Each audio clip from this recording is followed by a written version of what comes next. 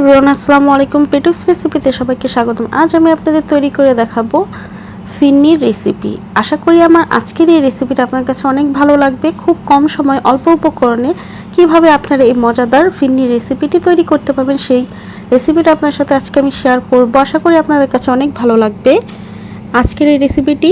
ফার্স্টে আমি পোলার চালটাকে ধুয়ে 1.5 থেকে 2 ঘন্টা পর্যন্ত ভিজিয়ে রেখেছিলাম পানির মধ্যে।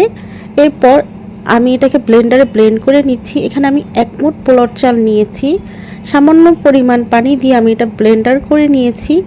এখানে আমি দুধ জাল করে নিয়েছি, আমি 1 লিটার পরিমাণ দুধ নিয়েছি। এখন আমি পোলার চালে যে আধা ভাঙা করে নিয়েছিলাম সেটা দিয়ে দিলাম।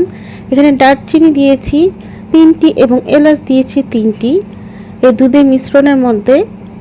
আর আপনি এই পোলার চালটা ব্লেন্ডার যদি না করতে চান তাহলে শিলপাটা বেটে নিতে পারেন। এখানে দিয়ে দিচ্ছি ফিন্নিটাকে আরও সুস্বাদু করার জন্য আমি এখানে ইউজ করছি বাদাম বাটা। আমি এখানে আমন্ড বাদাম এবং কাজু বাদাম দুটি মিক্সড করে নিয়েছি। 10 থেকে 15টি বাদাম নিয়েছি, সেটা বেটে নিয়েছিলাম, সেটা দিয়ে দিয়েছি। আর এখানে দিয়ে দিব চিনি দিয়েছি আমি হাফ কাপ পরিমাণে। আমি লাইট মিষ্টি খেতে পছন্দ করি, এর জন্য আমি চিনি পরিমাণটা কমিয়ে দিয়েছি। আপনারা যদি মিষ্টি পরিমাণ বেশি খান তাহলে 1 কাপ পরিমাণ দিয়ে দিবেন।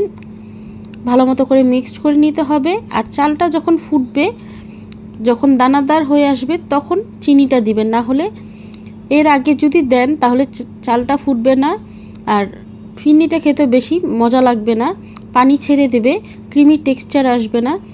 আরও মজাদার এবং সুস্বাদু করার জন্য আমি ফুল ক্রিম গুঁড়া দুধ পাউডারটা দিয়ে দিয়েছি।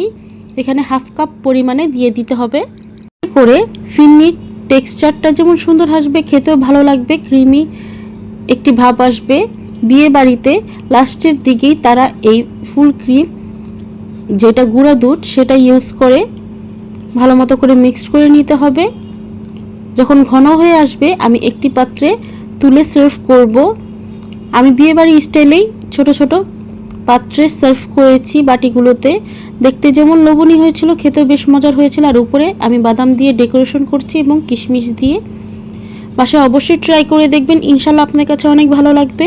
আমার আজকের এই রেসিপি যদি আপনাদের কাছে ভালো লেগে থাকে প্লিজ আমার চ্যানেলটি সাবস্ক্রাইব করবেন, আমার পাশে থাকবেন। নিত্য নতুন রেসিপি পেতে চাইলে আমার নোটিফিকেশনটা ওপেন করে রাখবেন, যাতে নিত্য নতুন রেসিপি আপনারা সহজে পেয়ে যান। চ্যানেলে আরও মজার মজার নতুন রেসিপি আসবে, এটার জন্য আমার চ্যানেলে প্লিজ নোটিফিকেশনটা ওপেন করে রাখবেন, যাতে নিত্য নতুন রেসিপি আপনারা সহজে পেতে পারেন।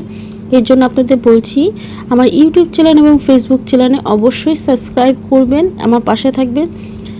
আর মজার মজার রেসিপি পেতে চাইলে আমার চ্যানেলটিকে সাবস্ক্রাইব করবেন, ফেসবুক চ্যানেলটিকে লাইক দিয়ে রাখবেন। আজ এই পর্যন্ত, আল্লাহ হাফিজ, আসসালামু আলাইকুম।